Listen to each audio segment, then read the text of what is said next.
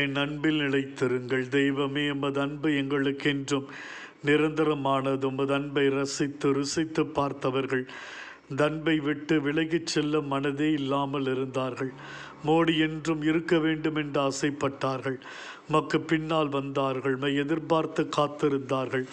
மக்காக தம் உடைமைகள் எல்லாவற்றையும் விற்று உமக்கு பணி புரிந்தார்கள். உமது குரலை கேட்டவர்கள் உம்மால் ஈர்க்கப்பட்டார்கள். 1 மடங்குக்கு 4 மடங்கு தன் உடைமைகளில் பாதியை கொடுக்கும் அளவுக்கு ஈர்ப்பு இருந்தது.